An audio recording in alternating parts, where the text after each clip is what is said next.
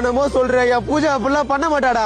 நான் மச்சான் இப்படி வெகுலியாகிற இரு, என் ஃப்ரெண்டு ரெஜிஸ்டர் ஆபீஸ்ல வேலை செய்யறான், போன் பண்ணி கேக்குறேன். ஹலோ மச்சான், ரமேஷ் பூஜான்னு யாராவது இப்பதான் போனாங்களா? என்னடா ஆச்சு மச்சான்? இப்பதான் கல்யாணம் பண்ணிட்டு போனாங்களாடா. ஐயோ பூஜா மச்சான், உன்னை ஏமாத்த பிறகு அவளுக்கு மனசு வந்தது. நீ ஊனு சொல்றா, தலையை வெட்டி உன் காலத்துல வந்து போறாடா.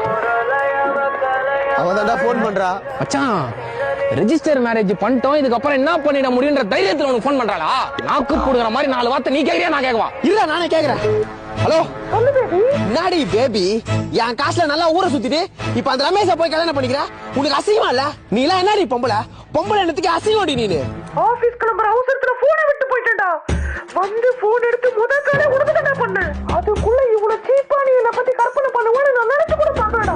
இதுக்கப்புறம் ஊங்கிலே முடிக்க மாட்டேன். பூஜா இல்ல பூஜா. சரி மச்சான், சாப்பிட டைம் ஆச்சு, நான் போயிட்டு வரேன். டேய் ஏன்டா?